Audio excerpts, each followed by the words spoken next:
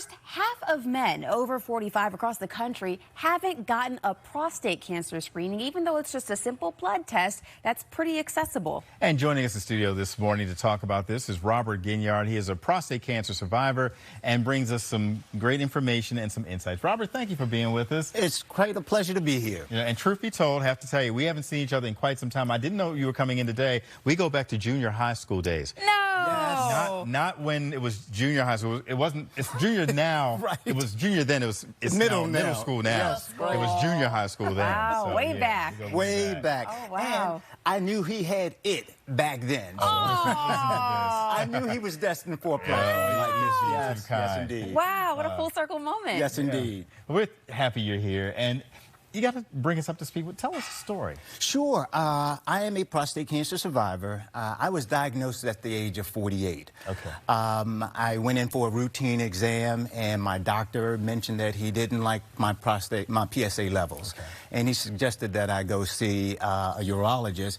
And sure enough, the urologist results were that I did have prostate cancer. And so I went through what they call a radical prostatectomy, where they removed the prostate. And life's been good ever since. And initially, I never thought I would be the mouthpiece, so to speak, for prostate cancer, because I just wanted to get cured and kind of go about living life. And then this higher calling really prompted me to get out and help men get through this journey and warn men about the signs of prostate cancer to make sure that they catch it early.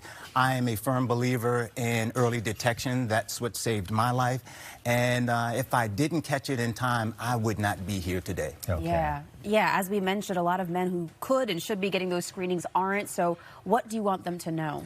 Well, I want them to know, first of all, that once a diagnosis does not translate into a death sentence right away. Okay. And that's why early detection is so important. And a lot of men, you know, they're reluctant to have anybody touch the lower extremities of the body.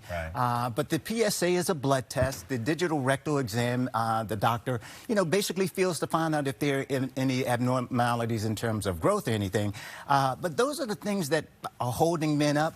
But I encourage men that once you find your why in life, you know, whether it's your wife, your family, your kids, once you find that out, then getting an exam is, I mean, that's all par for the course. You want to be around to see your family grow and children get out of college and no more college debt. Right. And, you know, and you just mentioned it, you know, there are some stigmas, you know, and especially among African-American men, it seems like the rates are higher. They are. So you mentioned the PSA. A lot of folks don't realize that it's not just one type of exam. The PSA is where it starts. It starts, yes. It's a starting point. And even with regards to treatments, you know, I don't recommend, like I said, I had my prostate cancer removed, but what I try to recommend to men is that have the conversation with your primary care physician. There are different treatments available. One treatment does not fit all. And again, especially with African-American men, we are 2 times likely to die from prostate cancer than white men. And it's when we get the disease, it's normally a lot more advanced. And so that's why early detection is so important. And how did you find the journey of going through this from detection to removal? It was the physical part I got over rather quickly, of course, with the body healing. It was the mental piece that, you know, there's this, it's almost this survivor's guilt, if you will, that you get through this journey, but then you know you've got to do much more in life. And so that's that constant gauge where each day I'm asking myself, am I giving this day my all? And so, yeah, so it's survival is great, but then that other mental piece of it is like, okay, what do I do with my life and how do I benefit my fellow man? Making good on it. Thank you. And then I guess half of that, the survival of it, is education, learning more about it. So how do folks reach out? How do they find more information? Well, what I would recommend is to check out prostatecancerfoundation.org, pcf.org. That's paulcharliefrank.org to get more information about prostate cancer. And again, my biggest call to action is please get checked, have the conversation with your doctor, and it does not mean it's a death sentence, nor does it mean you can't be intimate with your significant other, because that's a major concern for a lot of men. And you're living proof that you can pull through that and keep moving on. Amen.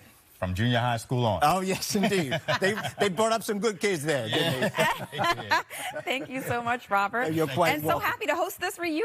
Yeah, Yes, indeed. All right. Yes.